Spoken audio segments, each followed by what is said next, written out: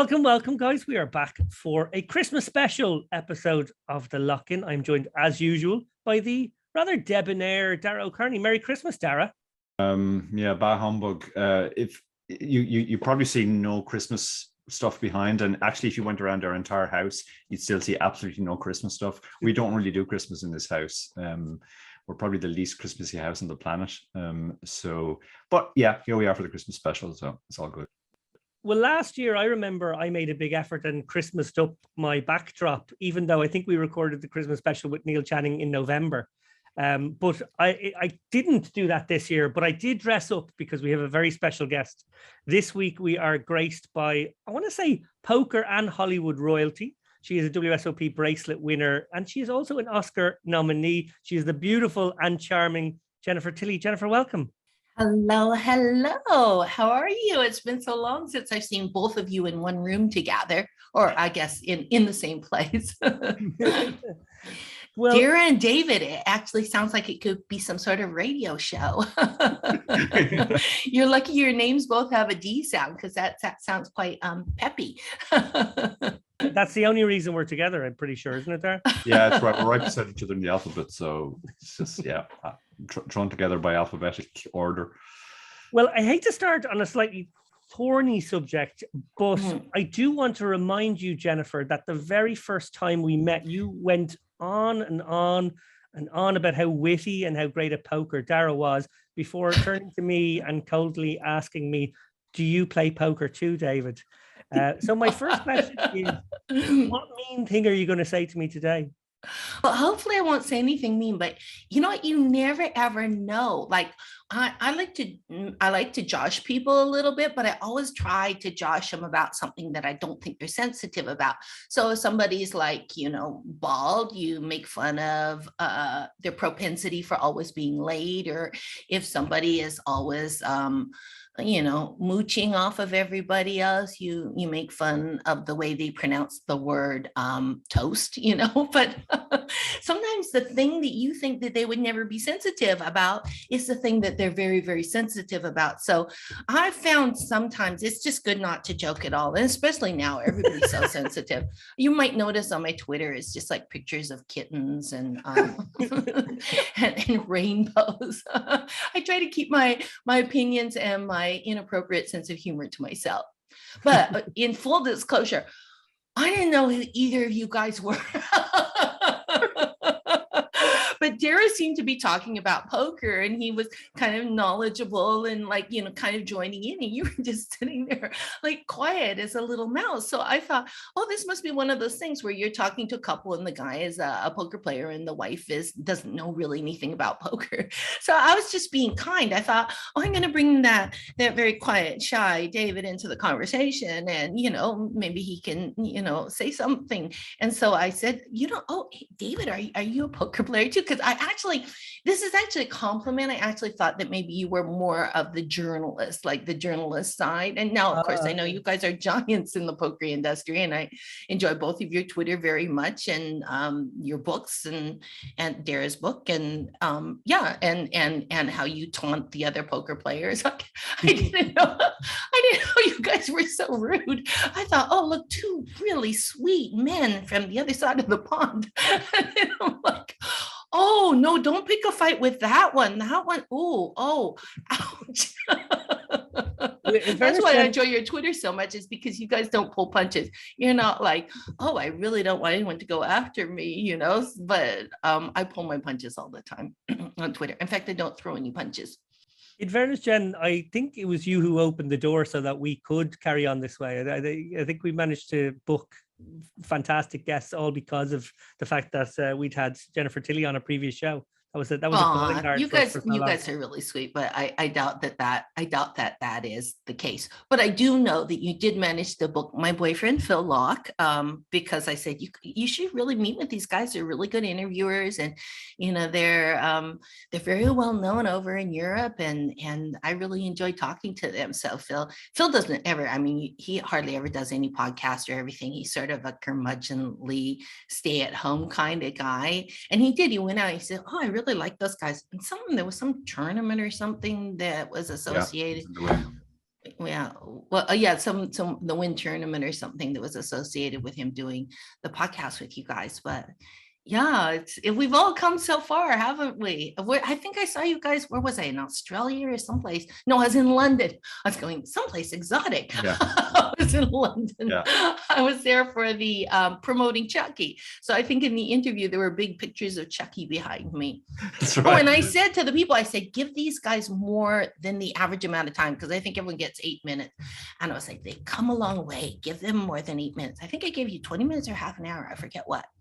You were very gracious with It was your incredible time. because it was also your lunch hour, as I understand. So I was really glad we could make it happen. And, you know, I'm a wonderful person. I'm at that age where remember The Godfather Part 3? Remember Al Pacino was trying to buy his way into heaven. He was like, oh, you know, Archbishop, I would love to help you build a new church. And now I'm sitting around wondering if I'm doing enough good deeds to get into heaven, if there is a heaven. Like at Christmas time, I'm like, you know what? I'm just going to give everybody bigger tips. And I have all these Christmas Zooms with all my fractured family, like nobody's talking to anybody. So instead of having one big happy Zoom where you get it all out of the way, it's like I have a Zoom with this person, then I'm trying to get my sisters in, but they're like, oh, we're not going to talk. Well, we don't want to talk to their, you know, significant other. And so I have all these, everybody's not talking to everybody. So I have about half a dozen Christmas Zooms to get everyone out of the way. But those are my good deeds. I mean, obviously it's really nice to talk to your family and everything like that. But even my stepmom, the other day I was talking to her, and her actual son was like, well, it's been really great. You know, it doesn't matter how much you love somebody, nobody likes to talk on Zoom. So he's like, well, it's been really great. I've got to get back to work. And so he's like, Jennifer, you'll stay on and talk some more, won't you? And I was like, oh, yes. And I was like, I wonder how long I have to talk to my stepmom before I can get into heaven. I'm joking, of course. I love talking to my family, but you really do start thinking about, well, what's it all about? I know poker players always have this dilemma. Like everyone's like, poker, it's a zero-sum game, or we're just taking money away from people that shouldn't be gambling with it anyway. And then what do we do with it? We put it in our pocket, or then we give it to Phil Ivey or somebody. So you think, like, what's the point of it? And I think that's why poker players are so philanthropic, is that they are always like organizing tournaments and donating huge amounts of money, because I think they do feel kind of guilty that they're not,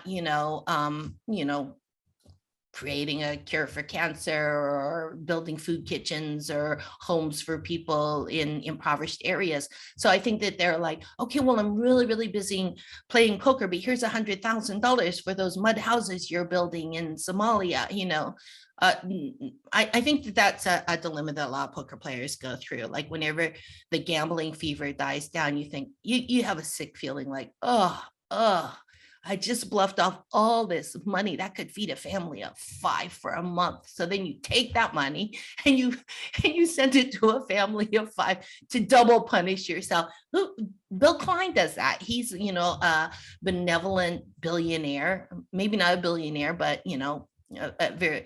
and what he does is when he plays poker, whatever amount he wins, he matches that and gives it to charity, and whatever amount he loses, he matches and gives it to charity. So it's almost like you can trick yourself in your mind and say, the poker that I'm playing, it's actually I'm actually doing good deeds, because every time I start those chips a clacking, people who need money are getting money whether I win or lose. But Bill Klein actually really loves poker. I played with him before. Phil says he's been at the Commerce Casino, and he'll buy into those $150 tournaments. He doesn't need to be playing the $1 million one drop to have a good time. And I think we should all be like that. But there's a funny thing I started out playing 25, 50 cent at the kitchen table. And once you started playing higher stakes poker, it's kind of boring. Where what's really fun about poker, okay, I knew a guy, his girlfriend was rumored to be a hermaphrodite at one time, and he said, Jennifer, she's not really a hermaphrodite. What it is, she doesn't have any ovaries. And he said, the funny thing I realized is part of the thrill, and you guys can back me up on this, I don't know if it's true. He said, part of the thrill of having sex with somebody is the fear that you might accidentally get them pregnant. And he said, because that fear wasn't there was something sort of missing.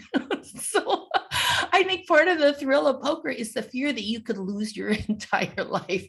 Like it's not poker unless you're like, run the risk of losing your home or having to sell your really big diamond ring or, yeah, I think that's what makes it poker is just fear. Fear is what makes poker fun. I felt a similar danger the other day, Jennifer, when I used one of the good towels in the house, which I'm not supposed to use, but my girlfriend was out, so I thought I'll risk it, and I felt that same adrenaline rush of danger that I knew I was doing something bad, even though actually the good towel was wasted on me. I don't know why I bothered. At Christmas time too. How could you? That reminds me of The Crown, which I absolutely loved. And there was an episode where this guy climbs into Queen Elizabeth's bedroom, and he was like fighting for the labor. It was a very, very touching episode. Really good actor. And I was telling my friend, one of the things I really liked about him is he went into the bathroom and he washed he cut himself getting in the window, and he washed his hands, and he was looking for a place to dry his hands, and the towels were all really fancy and had the crown embroidered on them, and he didn't want to dry his hands on the towels and mess them up. And I thought that was just like a really good indication of the chasm. Did I pronounce that word right? Yep. The chasm? Is it a chasm or a chasm? Daryl looks like he knows. I think either one is acceptable. Okay, the chasm between them is that, yeah, my mom had these towels. She put them out every Christmas, and they were the Christmas towels. And you knew you weren't supposed to wash your hands on them and throw them on the counter. Nobody was ever supposed to touch the towels. I remember they had little Christmas trees and wreaths on them. So, Well, I want to get to maybe, I suppose, and it is a very end of year type of thing to do, but a sort of a roundup of sorts. We've obviously covered a lot of news stories over the past year. I begrudgingly wrote one of those roundup articles this week. And I suppose I ended up on a short list of 4 stories. Vanessa Kade becoming a bona fide poker star this year. Yes. Helmut's 7 WSOP final tables, and of course in there his 16th bracelet. Mike Adamo's extraordinary winning streak, which was only just a few weeks ago, and kind of England's breakout year on the MSPT, and obviously her Venetian result as well.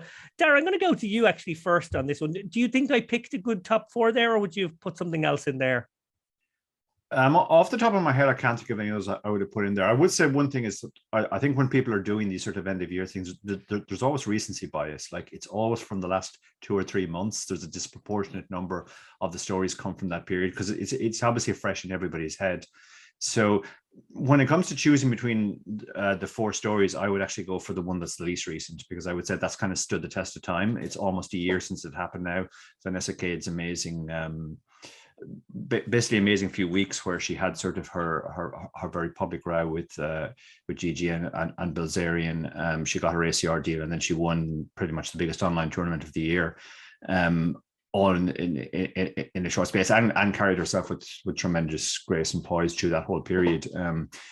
I think that's probably the one which is going to be much more likely to be remembered in 5 to 10 years, say. The others are all obviously very great achievements as well, but I do think probably that's the one that will really sort of stand the test of time. I think you remember it because of what came before, the sort of juxtaposition of him saying, shut up, nobody knows who you are. And a week later, everybody knows who she is. And I wonder if it was a little bit of the butterfly effect, like, fuck you, I'll show you who I am. Because I think sometimes things like that light a fire underneath people.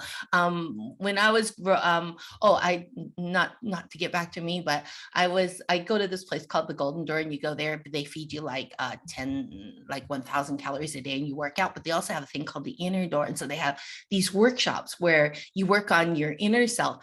And I remember one day that the instructor said, close your eyes and think of a gift that your parents gave you. And my sister, she's very feisty. All of a sudden, it was all quiet and everybody's being all zen-like. And she stands up and she knocks over a chair and she goes, our parents didn't give a shit. She walked out. I was was like, oh, that's not very Zen-like. And then the instructor said to me, everyone looked at me because they knew I was her sister. I kind of wished I could pretend like I wasn't, because, I try to keep everything under wraps. Nobody wants to know unpleasant details of things that have happened to you. He goes very kindly, is that true, Jennifer? And I said, well, they weren't very around too much. And he said, your parents gave you the gift of neglect. And I was like, the gift of neglect. And he goes, yes, a lot of times when children are underestimated or they're not, nourished or taken care of, a lot of times it lights a fire under them. They're just so determined to become somebody. So I couldn't wait to go home and tell Meg, guess what our parents gave us? The gift that keeps on giving, the gift of neglect. And I have found that when people underestimate me, that makes me really just go out there and say, I'm going to show everybody. Like in college, at the end of the freshman year, they were going to tell everybody whether they thought they had any potential. I was an theater major, whether they thought that they could continue in acting or if they should change their major. And I remember all the acting students were standing outside the door, and I was so anxious because, you're so young and impressionable. I was like, what if they told me I have no future? I'll just die. And I went in there. And there was only 2 people in the entire freshman class, me and this really strange girl named April. We're the only 2 people that they said, they were all sitting there like in judgment. We think you should change your major. We see absolutely no future for you in acting. And all of a sudden, I thought like I would just shrivel up and die and my life would be over. All of a sudden, they just got so angry, like, you guys don't know anything. Yes, I am going to become a very big, important actress. None of these other people are going to become actors. They're all going to go back home and be bagging groceries at the local Walgreens. So it made me do it more. And that's the same in the poker world is, I don't get a lot of respect because I'm Bride of Chucky and, I'm a girl or whatever. And it's true. A lot of times you don't get as much respect when you're a girl. But I think that sort of makes me really determined to prove myself. And I just finished playing high stakes poker, 2 days of high stakes poker.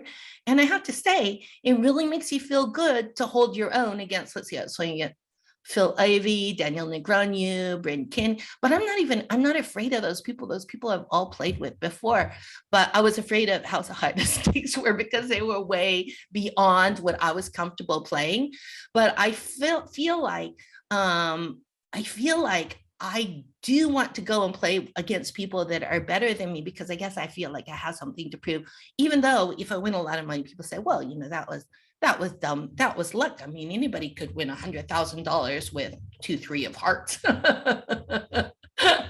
I'm joking. But the funny thing is when I get I'm joking with 2-3 of hearts. I'm saying people will say that with aces.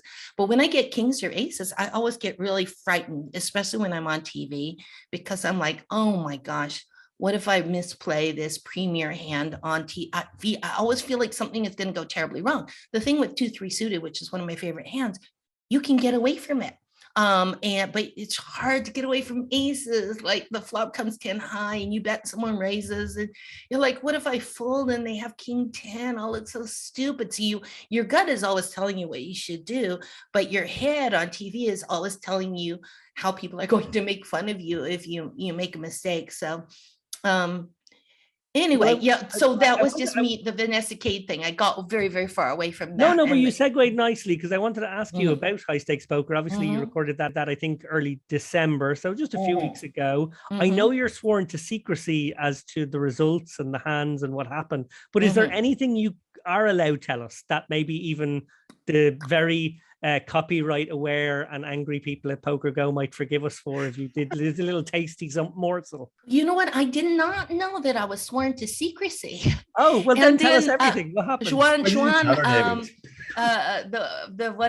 There was another female poker player, and her name is Juan. She said, oh, I can't say anything about the results, but it was really fun playing on high stakes poker. And I thought, oh, we can't say anything about the results. So I asked Juan and she wouldn't tell me. I asked Juan about that and she was like, no, I can't say anything. She's so great. And I just feel like she's such a credit to the female poker community. I mean, she's just really smart and a lovely person. And, and I actually enjoyed playing with her. Like sometimes I don't like playing with women as much because we're so sensitive, like people's feelings get hurt. Like when I play in the ladies event, sometimes, you know, people would sit down and they'd be like, I'm such a fan of yours. And, you know, because you won the bracelet and everything. And I can't believe I'm playing with you. Then I feel really bad when I knock them out. Like, oh, sorry. You hardly ever hear this in game with men, but when female games, when they have the, you know, all female play games or the ladies event, you hear a lot of apologizing because we have empathy. This is why we're good poker players, because we can see, even if somebody's acting all jaunty, you can see the fear in their eyes, or you can actually smell fear. Comedians have a phrase called flop sweat, and it's actually a really true thing when you're flopping in comedy or when you think you're losing in poker. It's a smell. It's a indescribable smell that rolls off of you. And sometimes I'll be sitting there and I'm losing so bad. And I'm like, I smell awful. But it's like the smell of fear. And that's what wolves, when they're in the woods and, you know, they smell fear and they turn around and there's a deer looking at them thinking, I'd better run. So you'll always see in a poker game, if somebody is losing, maybe normally they're a very good poker player, you just pile on. You know that they feel like they're very unlucky. And sometimes, I mean, this is mean, but sometimes, you know, I'll kind of be like I'm their friend, and, you know, something rolls out and it in heads up anyway. And I'll just say, this is the thing English people say, and I like it because it's very succinct. I go, unlucky. It's just like trying to put into their head that they're unlucky, because then that means that they're more likely to fold, you know, when you're applying the pressure. I remember once I was playing a home game, and there was a guy that was kind of going after me, and I bet pre-flop, and he raised, and I re-raised him. And he got really angry and he threw down pocket kings on the table face up. And he goes, I can never beat you. You always have a better hand than me. And I was like chagrined, because I actually thought I had the best hand, but I had pocket sevens, but I didn't show him, of course. I hardly ever show. I don't like that thing that guys do where they're like in your face, you know, they take a huge pot off you and then they slam their cards down like, yeah, I got balls. Yeah, that's right. I bluffed you, motherfucker. I'm like, oh, so rude. Really, guys, can we just be a little more civilized here? But women don't do that. They feel the other person's pain. And so if I'm at a poker table with another woman and they lose a big pot, there's always like a respectful silence. But if I'm a poker player with a guy and I know he's kind of well rolled, then there's always a lot of needling and rudeness that ensues. And that's really my favorite part of poker is Rob Young is very good at that, and JRB. And I love when the guys just like needle each other. But the thing is, you have to be pretty confident in your ability, or, you know, maybe you're losing a lot of money now, but you're going to get it back tomorrow. You kind of can't needle people that are playing beyond their means or are already sad.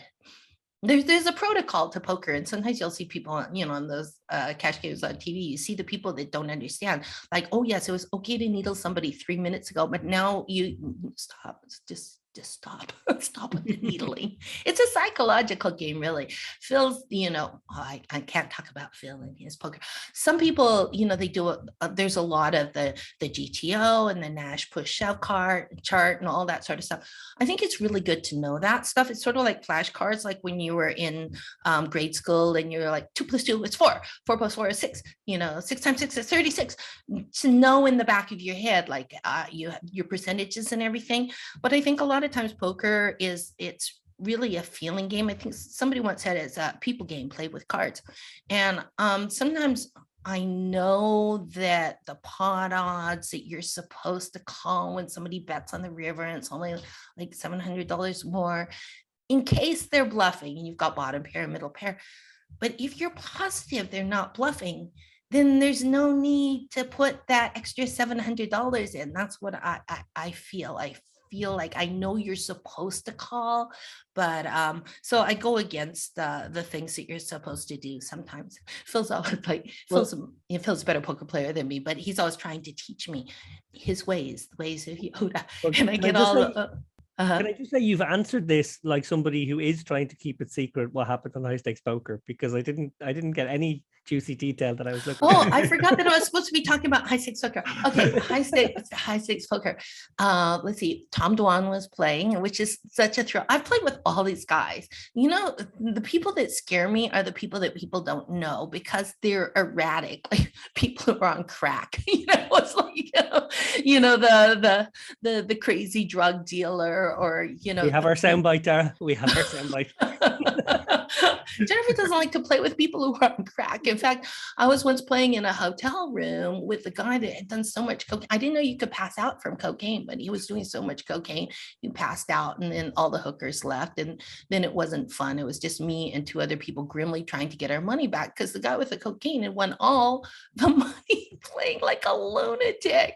But you're like, wow, I just really don't think he has me beat, but I don't think it $100,000 worth. So it was like, so we're just playing around this passed out body at the poker table. And I'm like, oh, my mom raised me to be a lady. I can't believe I'm such a degenerate. I'm in a hotel room in a casino with a guy that's got cocaine all over his face. And I'm sort of trying to get away. I'm trying to be more wholesome. Like, I played high stakes poker and they asked if I wanted to play a third day. And I just thought, you know what? Okay, this might be giving something away. I love playing poker, and I love playing poker on TV. And I did have 2 more outfits in case I was going to play for 4 days. And I was really sad not to trot out that third outfit. Male poker players don't know this, but a lot of poker is about having a good outfit. But I just thought, like, I just don't want to push my luck. I don't want to go into the holidays. When you have a loss on high stakes poker, it's not like you're having a loss at 1025 or, a smaller. Those ones you can roll with the punches and have such a good time, the smaller buy-in ones. But wow, it's really humiliating to have a big loss on Sounds TV. like Jennifer won, Dara, doesn't it? Sounds like Jennifer won some money. Yeah, I'm feeling. I'm Very gonna honest. say no. I'm gonna say I'm not sure what happened, but I do know that I felt like if I played another day, that something bad could happen. And I have a feeling sometimes, like the other day, and this is weird, but I was going. I'm right now. I'm really terrified of the Omicron. I canceled all my Christmas plans, but about a week ago, when I wasn't that frightened, I was going out to dinner, and I was very nervous and anxious about going out to dinner. And I guess I thought I was going to catch something, or I don't know what I thought, but I had a bad feeling like something bad would happen. And I was coming home, and I hadn't drunk anything I'm not going to say anything at all. I had about a third of a cup of wine, but I was with my friends that weren't drinkers. So you don't want to be sitting there like glug, glug. Let me tell you another story. So I really hadn't drunk anything at all. I was driving home. I was driving across Santa Monica. All of a sudden, and it was really late, it was like 11 o'clock at night, this car came tearing out of nowhere about, I swear to God, 80 miles an hour. And it was coming in this direction. It would have, if I'd been like 2 more feet in the intersection, it would have like, maybe not 2 more feet. Okay, let's see. If I'd been 5 more feet, it would have broadsided me, and I would have probably been dead. And I felt like, wow, that's a warning, because, poker players see signs and everything. But I remembered how frightened I was about going out that night. I just had a really bad feeling, but I felt like I had a guardian angel that had come and just made sure that I got into the intersection. But the idea that it could all be over so fast, that's sort of a terrifying idea, because I want to creak into old age like a normal person. This So is that- so weird, Jennifer, because I actually have a question. It wasn't going to be my next one, but I've Mhm. scrolled along my list here because I want to remind myself that we had Barny Boatman on the show about 6 months ago. I want love to him. say He's so fantastic. funny. And Mhm. we ended up in a really deep and meaningful 3-way chat. And one of the big topics was about near-death experiences. And I was going to ask you if you ever had one. So For a week, 2 weeks after that, I kept thinking, wow, Phil could have been waiting for me to bring him home something when I go out. He could have been waiting for me to bring home those pastry wrapped scallops, and then I never come home. Just how sudden it was. And you always think like, oh, if I saw a wrong way driver on the freeway, I would just pull over to the side. You always think that you are in control of your own destiny. But there's nothing you can do about that. This guy's driving. I don't know if he's drag racing or running from the police, or I don't even know what his motive would be to be driving like that. He ran the red light, obviously. Maybe he was trying to make the light, who knows? But it seemed like he'd been driving like that fast all along, just for fun. But it really gives you the shivers, because I came home and I said to Phil, I was almost dead. I could have been dead. I texted all my family, because I just want everyone to know, like, I said, hey, I almost died last night. And I wasn't being dramatic or anything like that. It just really struck me. Like, I just wanted everybody to know that I loved them, and that life is short. And, I kind of hoped everybody would start getting along, but of course that never happens. They're all like, life is too short to deal with so-and-so. And, especially around the holidays, it's accelerated. I was trying to get, some people to, maybe we'll have like a family Zoom. And then some people were saying, maybe we can have it after Christmas so we don't ruin the holidays. So I'm like, never mind. So that's why I have half a dozen like Zooms with different people. But yeah, the near-death experience, it really does shake you up. And especially with, the COVID going on, we all know people that have just, suddenly we're here on Tuesday and not here on Friday. And so I think in a weird way, like, my ex-husband passed away, and I loved him very much. We were friends for 30 years after we got divorced, and Phil and I used to spend a lot of time over there, and I would drive him to chemo and drive him to the hospital and everything. And I actually feel like he was there that night when I almost got hit by the car, because my friend was saying something happened 2 days earlier when I was talking about him. She said the light changed. And she said she felt a hand on her shoulder, and she felt like it was Sam. I don't want to be like a weirdo. But then the next day I was sitting next to my friend, and there was a very heavy hand on my shoulder, like someone's trying to get my attention.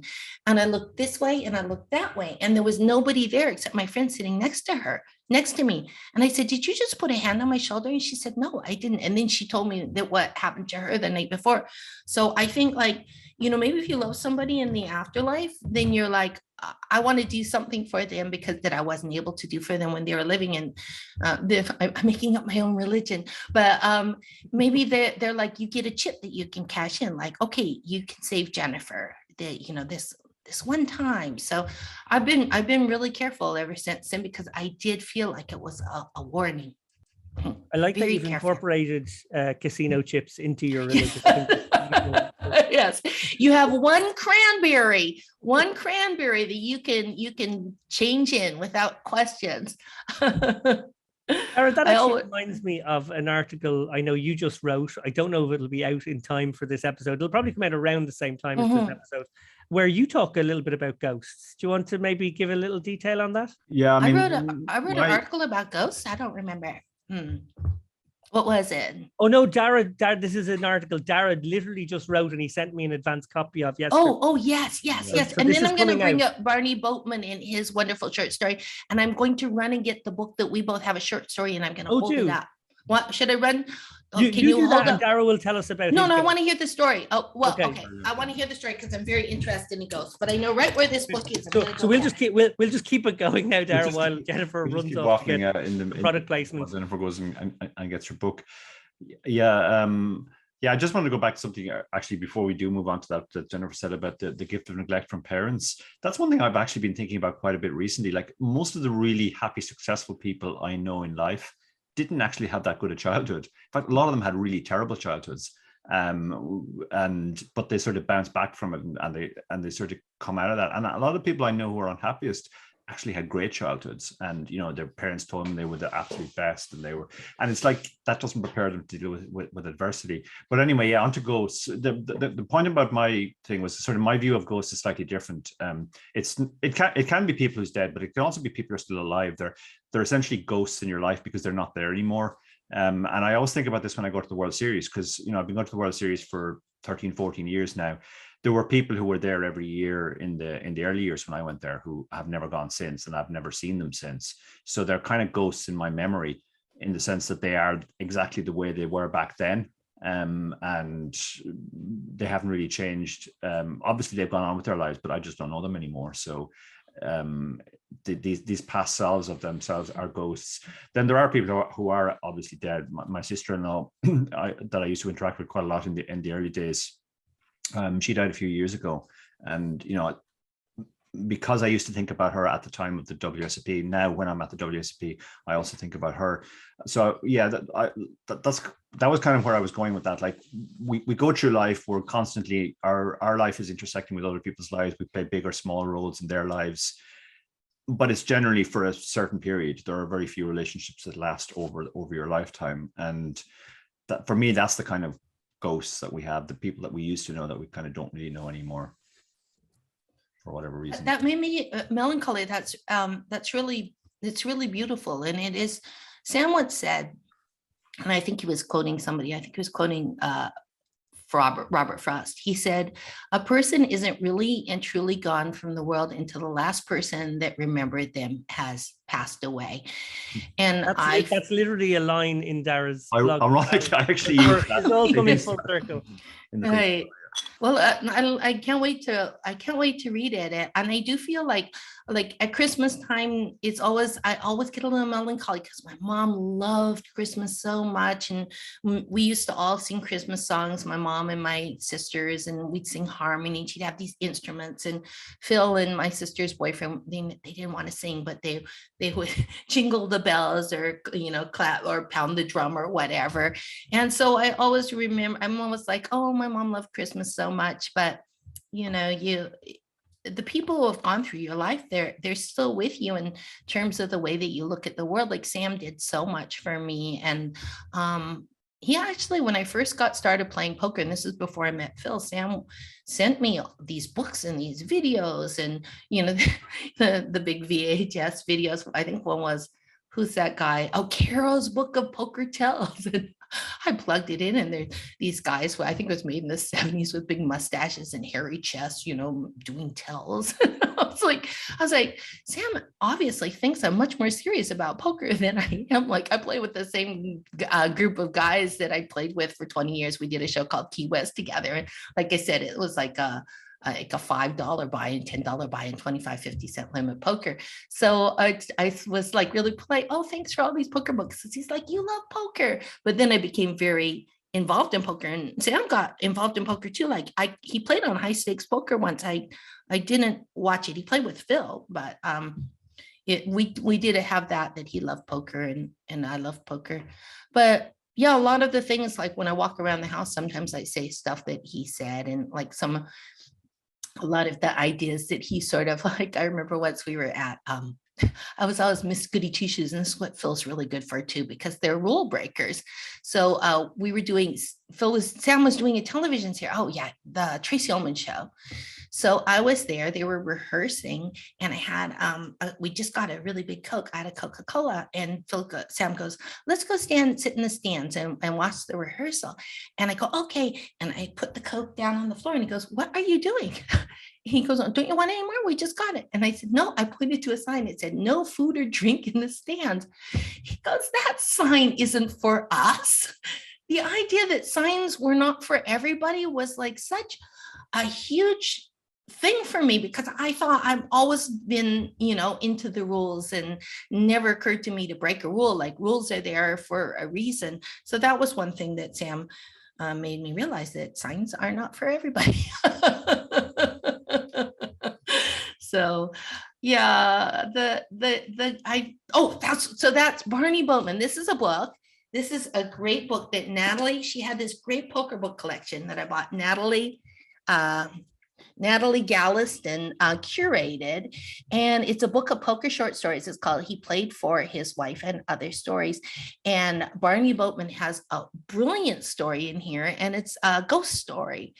But it's so, any degenerate will recognize the feelings of desperation and loss and fear that is in this story. It's like, I think it's one of my favorite stories, but it has great writers in it, all poker writers. It has James McManus, Lucy Porter, Michael Craig, and Jennifer Tilley. And when she asked me to write a story, I used to write for Bluff Magazine.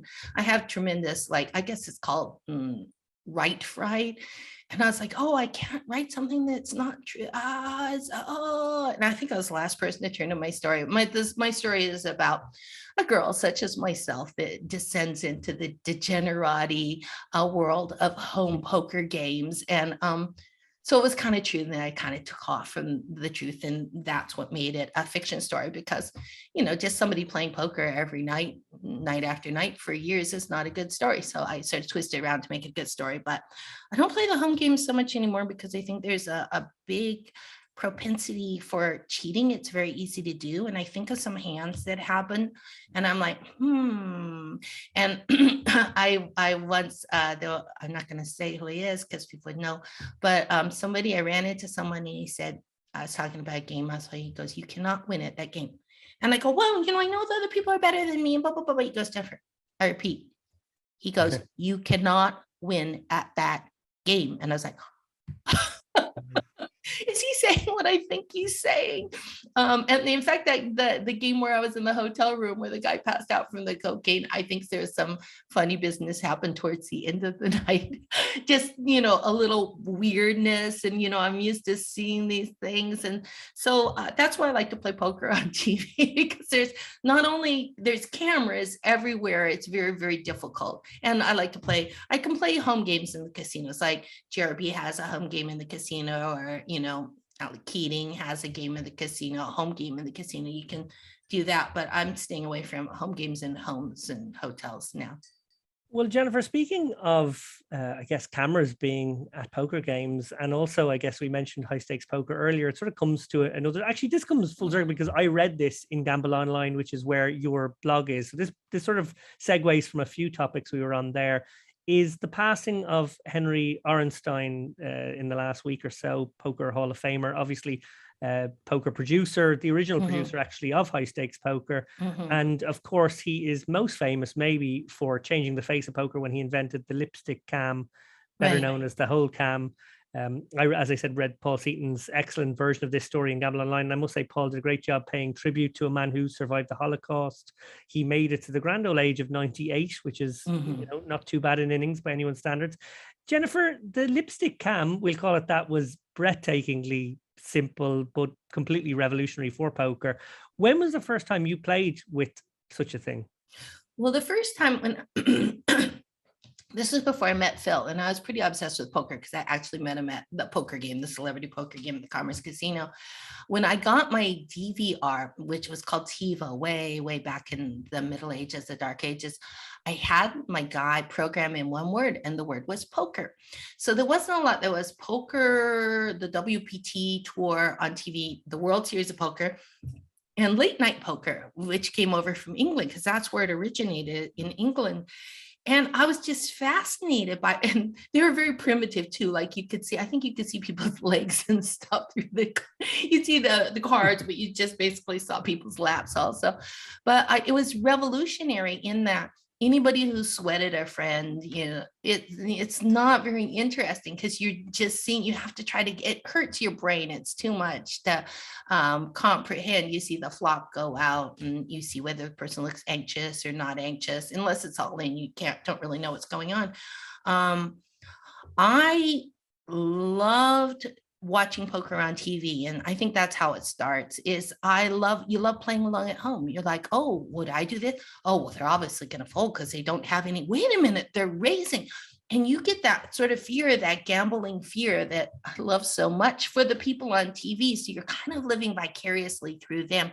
Henry Orenstein was such a giant in the poker industry. Phil read his book. He said it's a great book. It's about his life and escaping from the Nazis and, his gambling history and everything. And everybody owes a huge debt of gratitude to him.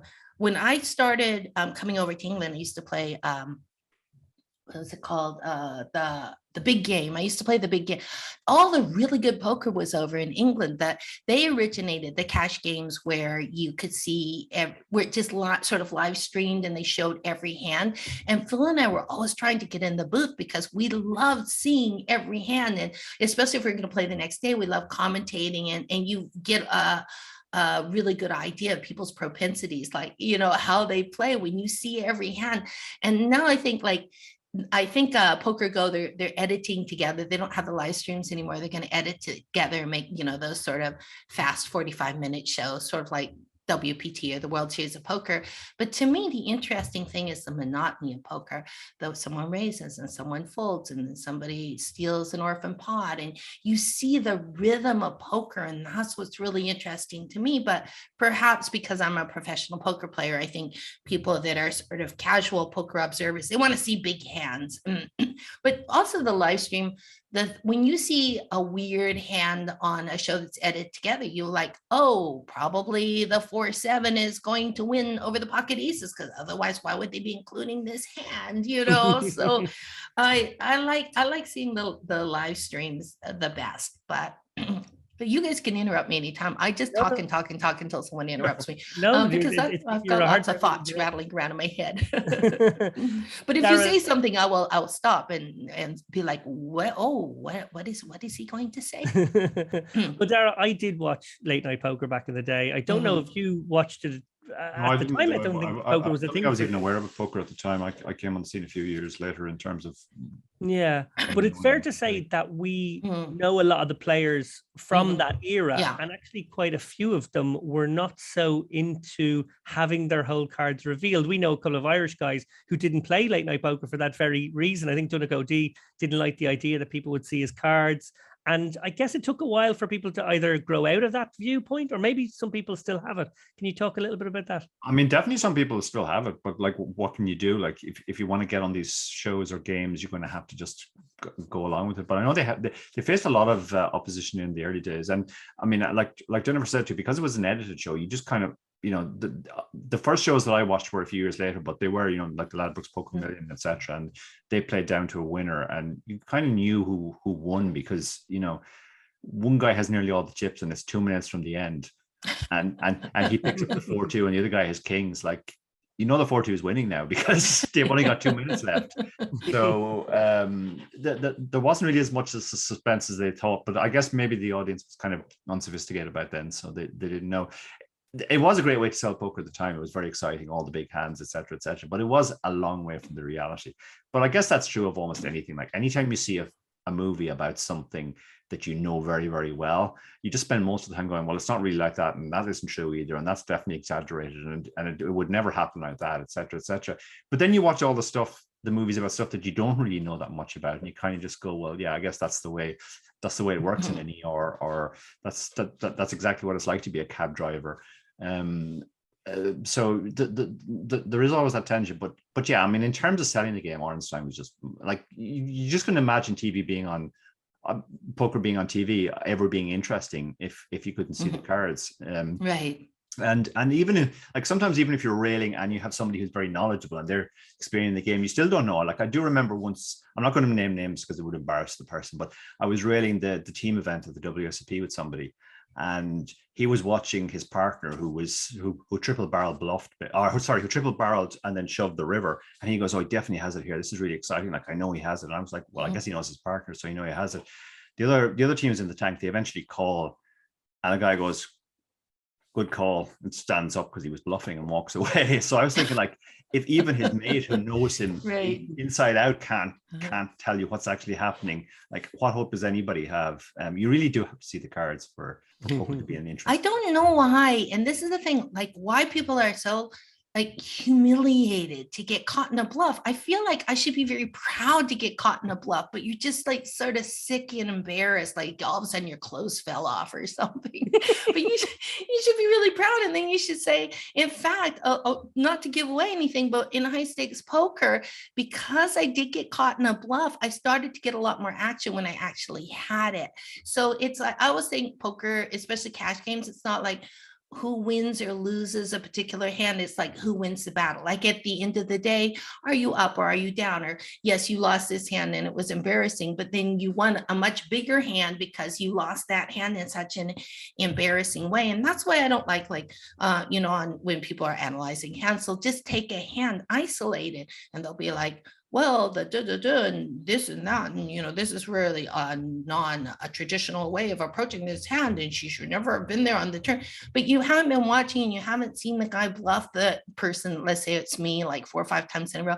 Remember Phil, when I first started dating him, he was off on the East Coast, and he had made a final table, and I was so excited. Like my boyfriend, and back then we all in 2005 we all thought poker players were rock stars. My boyfriend, the rock star, he's on the final table, and it was a WPT event. And you always can tell who's going to go out next because they do their interview. They show their interview. And so Phil was there, and then they showed his interview. I was like, oh, that's not good. And then Patrick Antonius raised Phil's big blind, and Phil had like King 6 offsuit, and Phil shoved all in. And Patrick Antonius had pocket aces. And Phil was like, he shoved it. Phil had a pretty massive stack. And Phil walked off like, and then I remember seeing Kathy Liebert go, Patrick Antonio was always raising all the time. And Phil said to me, he raised my blind 10 times in a row. And I said, the next time he raises, I'm going to shove. Raises, I'm going to shove. How can he call? So you're not seeing that backstory. You're like, oh, what a lunatic. Because people were saying like in the chat, like, did Phil think he had King 6 as a good hand? I mean, Patrick Antonius had pocket aces. So you don't really understand the psychology behind that if you're just seeing like one hand, the very big, exciting hand. Absolutely. Well, to turn to another story, or I guess maybe this is a sort of a projection into 2022. We talked a little bit about the pandemic and how it's affected our lives earlier on, but I wrote an article this week sort of mapping out maybe what 2022 and beyond poker might look like. And I pitched an idea which not everybody likes, and I've gotten some heat for it and some controversy around it. I basically put forward the idea of live poker going into hibernation for maybe 3 months every winter. I read that article. Okay. It was a very good article. Yeah.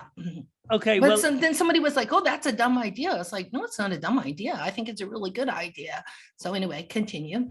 No. Well, essentially, it sort of broke, I think, opinion-wise, maybe on pro-vaccine and maybe vaccine skeptical lines. And obviously, you can't get into any of that vaccine stuff. People are very, very, very political about. I mean, people, everyone's fired up. I can understand. Sure. New religion. So go on. I keep interrupting you. I'm like, yes, talk as much as you like, but I have opinions about things. Okay. Well, no, and I'm keen to get them because I know from chatting with you in the early days of pandemic, we actually had a few DMs. You were being especially vigilant.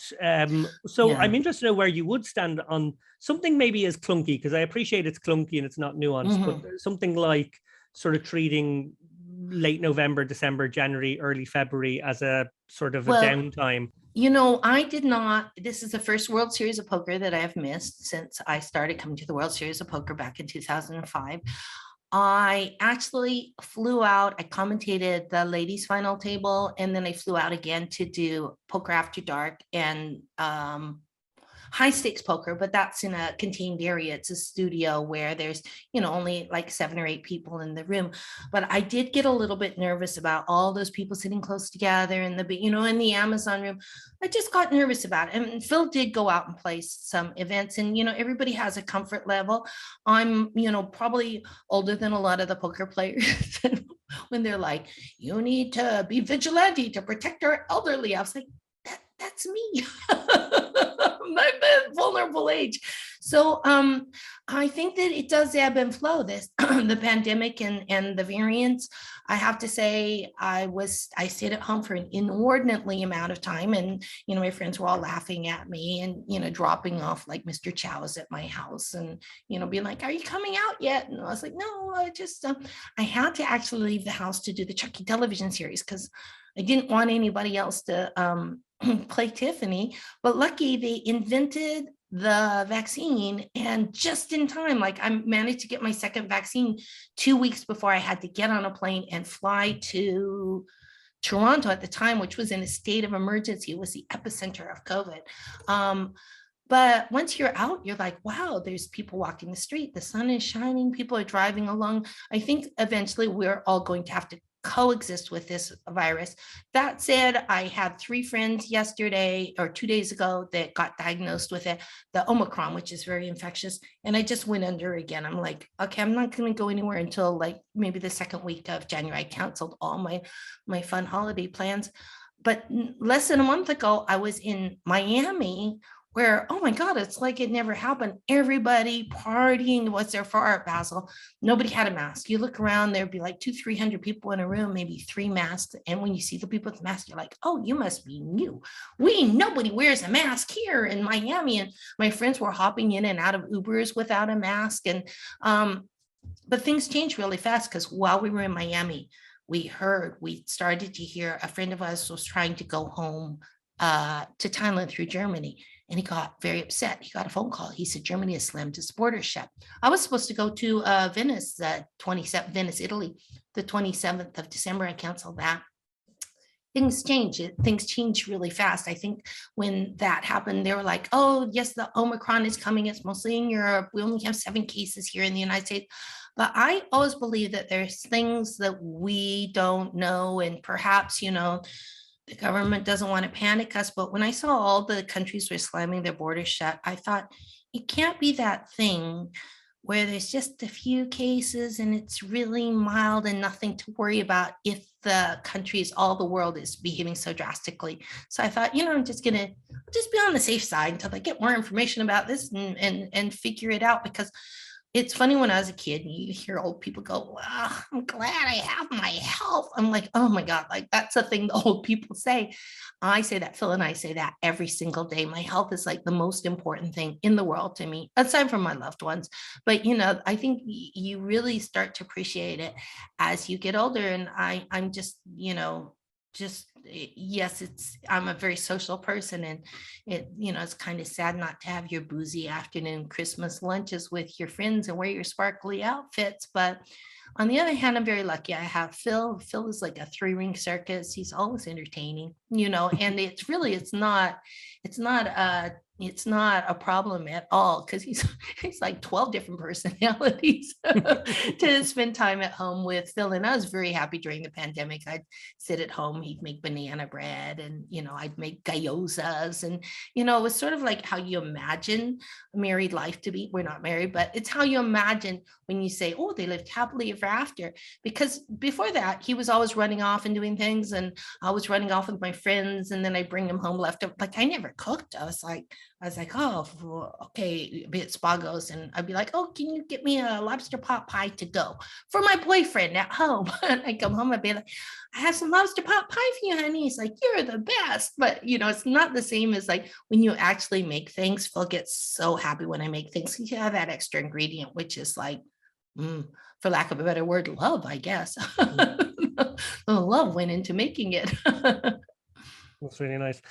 So I guess I'm taken from that you're on the cautious side, and I guess what I was trying to get across was the notion. So I was almost coming at it from another angle, where actually in Europe we've been even more cautious in a way. We've been very disinclined to reopen at different times during this year, and then looking into next year, you'd hope that maybe we could, and that maybe just sort of by having this window of winter taken out of the equation, it would actually give sites the confidence to maybe think, okay, maybe I can do my 4-stop tour in the 8 months or whatever it would be. And I hope that might be, so I wasn't looking at it as a curtailment. I was actually almost looking at it as like, maybe we could have 8 months of live poker rather than almost none this year, or no, or a very I really patchy one. I really like that idea, because I have to say I was really sad to miss the World Series of Poker this year. And if people are trying to get their stats up or be player of the year, it's really sad to have to miss something that is like really kind of an important stop on. And then sometimes I think people take risks that maybe they're not comfortable with, because they're like, well, I can't miss the World Championship of such and such. And I think that's a really good idea. In fact, last winter, my friend who's on a show, she said, oh, my husband called and said, just really enjoy yourself, because the winter everything's going to shut down again. And it's true. Like, I think President Biden goes, get ready for a winter of death. It's like, like, oh, that sounds so Christmassy. But it is really true. Like in winter, the COVID spreads because people are indoors. Like before I shut down, which was 3 days ago, I would say, oh, we can only eat outside. And, at nighttime, it's freezing cold at nighttime in Southern California. And I remember we were eating inside this one restaurant and they had all these heat lamps around us because there was maybe nobody else. There was only 2 other tables outside and we were still really cold. Like the north wind was like blowing through. And we had our little fancy outfits on and we're so cold. And everybody's saying, do you have any blankets to the restaurant? So then all my things I had scheduled were lunches because I don't want to eat inside now, even though 3 weeks ago, I was eating inside all the time because I feel like things have changed. So I think it's a really good idea. We should have, how they have baseball season, they have football season, they have basketball season. We should have poker season. I think the problem with poker is that the people that are running it, and I'm going to say, the different, not to name any names, but they're in it for the money. They're like, oh, we need to get as much rake as possible from all these poker players.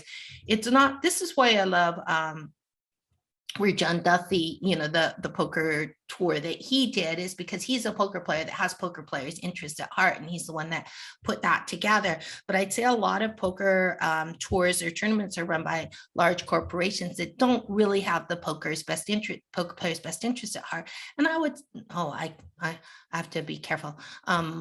Yes, because, I know all these guys who run all these tournaments, but I do think that is a really good solution. But it's very hard to get poker players to unionize. And myself being an actress, the world, when you're flown anywhere, it doesn't matter if you have 3 lines in a movie. We have a union that says you have to fly first class or business class, and when you get there, you have to be in a hotel that's no less than 3 stars. Because actors used to be treated really bad because actors love to act. They'd do anything. They used to put them on trains to go to Chicago, and then the play would close, and then they would just all be stranded there because the production didn't take care of them. I feel like poker players should have a union like that. Also, like a lot of times when you do poker TV, where you fly around, they expect you to fly yourself, and they don't provide makeup for you, or lots of times they don't get a hotel room or whatever, even though you're making a show for them that they are selling. But poker players are so Phil once parked a car at the Bellagio, and it got a flat tire and he couldn't be bothered because he said, oh, I was playing in these really good games. He couldn't be bothered to get, this was before you had to pay for parking. He left it there for 2.5 months and finally got towed away. Oh, it got towed away. And then he couldn't be bothered to go down to the tow yard and pick it up. He was like, oh, well, I'm playing these really good games. So he just basically lost his car. I mean, it only cost like $5,000, but it's a very cool 1960s Cadillac, all customized with the top taken off. Like, I love that car. When he came to pick me up in that car, I was like, you are one baller person. Like, who would have a car like this? But that's the thing. Phil can't be bothered to leave a juicy game to pick up his car from the tow yard. And poker players are too busy playing poker to unionize and be political for the most part.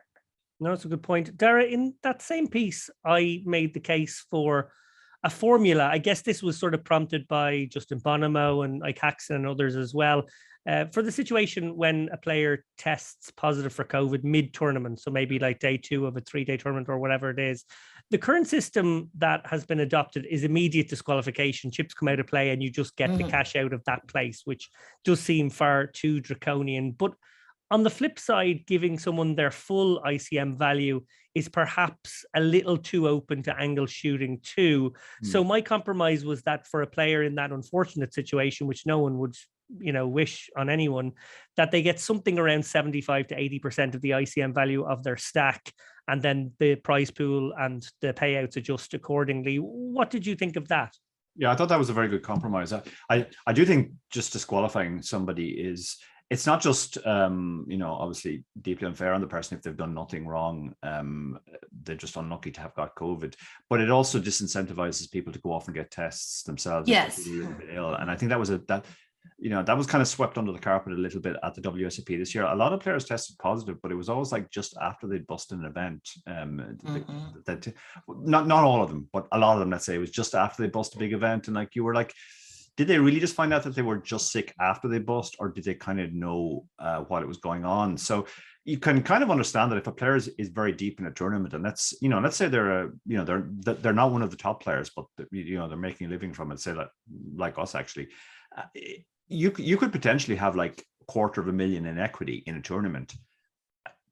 You're going to be very, very, you would have to be very, very virtuous to go off and get tested to make absolutely sure that you don't have COVID and come back and tell them immediately, okay, take that $250,000 off my net worth now, please, because I've tested positive for COVID. How many people are actually going to do that? I mean, most people would either at least go, well, it's up to them to catch me. On the other hand, you can't just give the person, I don't think, their $250,000 in equity, because that creates a different incentive where, if you're playing well above your bankroll and suddenly you're going very well in a big tournament, and the next payout is 10,000, but your stack is worth $250,000, and you're going to have to come top 5 to get that $250,000. Professional player would say the face of somebody with COVID that night. Yeah, this would be a very good time for me to get COVID now and get $250,000. So I think especially if you have backers, you can the backers going, the backers sending off. Around everybody who has COVID. Right. Please give this man COVID so we can get our $250,000. Yes. He's $500,000 in makeup. Right. So yeah, it creates a different incentive system. So I think you do need a compromise, and that seems like a reasonable compromise. No player would, I don't think any player would go, okay, well, I'll take my stack is worth 250. I'll take the 175 or whatever you're going to give him. They still would want to play it out. But on the other hand, it does stop the problems if somebody genuinely knows they have COVID. And again, like, Jennifer brought up backers, and this is another point. Like, if you were backed, you would be under tremendous pressure from your backers not to reveal that you had COVID. They're not going to be happy if you go in and tell them. Similarly, if you've sold percentages, how are the people that you've sold percentages going to feel about you going off, getting yourself tested, and then immediately coming back and self-disclosure? So that's just the way humans work. Some sort of compromise is needed. I feel like when I read that Justin Bonomo and was Isaac Heston were proposing that, I guess I didn't really understand it. I didn't realize that when I see him. But I thought that, like, well, if you bought in for 10,000, you have like only 70% of your stack, then you get 7,000 back. I didn't think the other way. Like, if you have $250,000 ICM, that you should get that. I feel like people should get their buy-in back, perhaps, if they, so if you bought in for 10,000, especially it gets sticky if you buy in from the Poker Players Championship and $50,000, that perhaps you should get your buy-in back, unless you just have like a tiny stub. So let's say you get 50,000 in chips and you have like 5,000 in chips, and you get like 5,000 back. But I do think it is very difficult. It's very easy to angle shoot. And Dara, I didn't even think about that, but I honestly think that because actually at the People's Choice Award, my friend is in the Real Housewives, and 3 of the Real Housewives got sick, and I heard that one of them was sick already when they showed up, but they wanted to wear their outfit, and but didn't take the COVID test until they got home, thought that they had a cold. So I think that probably people justify it. They say, well, I'm shedding the virus. Now I don't feel good now, but I've been sitting with these people for several days. I've been shedding the virus, even though now I've got the positive test. So I think in their mind, they're like, I'm just going to keep playing because, except for the thing is you move from table to table. But yeah, it is a very noble thing to say, I'm going to get tested, and then I'm going to tell everybody that. And people also it's weird. People get really weird about people saying like, oh, by the way, I got the COVID. Can everybody play with me the last 2 days get tested? They get a lot of flack for that. Poker Twitter is like the most bitter, vitriolic, entertaining, I have to say, thing ever. But I'm like, how can anybody fault them for that? But they're like, oh, I have seen people get faulted for that. So. Oh no, you're absolutely right. One of the people who, and we mentioned her earlier on, who made the biggest effort when she found out she had COVID was Vanessa, and she got the most stick for it. She literally tried to contact trace herself. She wanted the WSOB to make a bigger effort in helping her contact trace based on where she was sitting at the tables and who was at the tables. And I got the impression they weren't helping as much as she wanted them to help. And then she was getting grief from people who were almost saying like, oh, well, you were in the wrong to have been there in the first place. And she's like, well, I caught it. I didn't mean to catch it. I've been testing myself every day. And then as soon you probably as caught it from another poker player. Yeah. Yeah. So yeah, you're right. People can't win, unfortunately. One final topic, Jennifer, before I let you go, because I know we're keeping you over time now, and I really appreciate your time. It's been so lovely talking to you. Is your Twitter game is particularly good. And there was one that caught my eye recently that I just thought I'd mention for the end. You said, then I dreamt the typical actor's nightmare where I was starring in a play and had no idea what it was about. But this dream was not anxious. It was triumphant. I improvised the whole thing and I was fabulous. We were a big hit, standing ovation. I'm guessing down the years you've worked with a variety of different directors, some who insisted on maybe sticking to the script and some who really embraced and encouraged improv and ad-libbing. Which do you prefer? I love ad-libbing and improv because you're in plays. I do everything word for word. If the in the middle of the sentence is an and, I don't change it to a but you have a month to rehearse a play and get every single little moment down. But films are catch as catch can, and it's all about being in the moment. And sometimes, like if it's a scene where I'm yelling at my boyfriend, sometimes like such a rage boils up in you and you want to say things that aren't exactly on the script instead of saying like, wait a minute, what are my lines? It becomes a very real thing. And also being a comedian, a lot of times I can think of funny things to say in the moment. So a lot, like when I did Bullets Over Broadway, a lot of the things that I said in that were ad-libbed, improvised. And Woody Allen loved that because he likes everything to be in the moment. In fact, he shoots his films like a documentary. He doesn't do the traditional long shot, medium shot, over the shoulder coverage sort of thing. He puts a camera on wheels and wheels around and, captures all the action. And I think that that's why people respond to his films in the way that they did. I'll use the past tense, because it does really seem like it's happening in the moment. And I always use the example, like, let's say in the script, you're being attacked and here's your line, help, help, help. Well, if the actor coming to help you doesn't help you right away, it would be silly for you to stop yelling help because you only have 3 helps in the script. You're going to keep yelling help until he helps you. On the other hand, if he helps you after your second help, then it's really dumb for you to say the third help because you have been helped. So you really do have to be in the moment in films. And I think that's when some of the best things happen. A lot of people talk about, well, not a lot of people, but as an example, Pet Detective apparently was a terrible script and everybody had passed on it. And Jim Carrey decided to do it and he thought, I can do something with this. And apparently he ad-libbed so much of his dialogue and it became a huge hit. My ex-husband he was a script doctor on Beverly Hills Cop. Yeah. And everyone goes, because famously it was written for Sylvester Stallone. And they're like, how could Sylvester Stallone have played only Eddie Murphy can play this part? I read the original script. It was a drama. It was not a comedy. There are no lines in it. Sam and his partner, who was his partner on Taxi, his writing partner, did they made it a comedy, but he said Eddie Murphy did about a third of the lines, dialogue, improvised it. He's like, wow, he's so funny. So Eddie Murphy brought to the table his Eddie Murphy-ness that nobody can really write for Eddie Murphy because he's Eddie Murphy. He knows what's funny. The things that he comes up with that are funny is kind of beyond what anybody can write for him. And that's the same with Jim Carrey. Nobody would ever, I remember in Liar, there was one scene where he went in the bathroom and he started slamming the toilet seat shut on his head. Nobody's going to write that in the script, and nobody else is going to think to do that. So I really do. I love improvising. I love when I'm in a play and something goes wrong, because all of a sudden, sometimes you're doing a play for a month and a half, and people get kind of stale and they're doing it by rote. But when somebody misses an entrance or forgets a line, it becomes electric. I love those moments. And in those moments, I say my improv line really loud and clear. I don't mumble it like, would you like some more tea? I'm just like, what can I say that would be interesting? And I would say it very loud and brightly, like, more tea, so the audience doesn't know that it's an improv. So this is what I like about life also. I like when it's unexpected, and I like when you don't know what's going to happen. And I guess that's why I like live streams on poker, to tie it all up.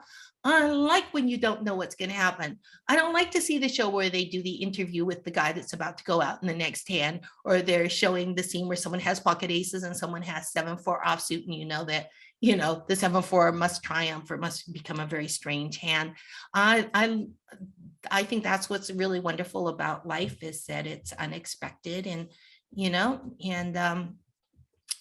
that's what I love. I have had that dream. In fact, I had it again last night. It's usually an anxiety dream, but I guess I was feeling full of oats because Chucky, do a little Chucky plug. Chucky was such a huge success, and I did do a lot of ad libs, improvs in Chucky, because I've been playing Tiffany for 23 years. So I know what she would find amusing, and then it usually makes the crew laugh also. And sometimes Dawn leaves it in, and then I'm just very pleased with myself. So. Great stuff. Well, look, that has brought it completely full circle and tied it up in a nice bow. Darragh O'Kearney, thank you so much as usual. Merry Christmas and a Happy New Year to you, sir. Merry Christmas, Happy New Year to you. Hope to see you early in the new year if they allow you out of Malta back to Ireland. Fingers crossed. Yeah, going to be on a plane in January. And well, what a treat it has been. It's been wonderful to have you on our Christmas special. Jennifer Tilley, thank you so much. Merry Christmas. And Deirdre, I can't wait to read your article about the ghosts. And you guys have a wonderful year. And hopefully I'll see you in the new year in person. I thought you were about to break into song there with your Merry Christmas. And I remember you broke into song for the end of our first show. So I was thinking, I did. What did I sing at the end of the first show? You sang Candyman for my girlfriend, actually, who because Fabulous Baker Boys is her favorite movie. Merry Christmas, Merry Christmas. That's it. Thanks so much, Jen. Bye-bye.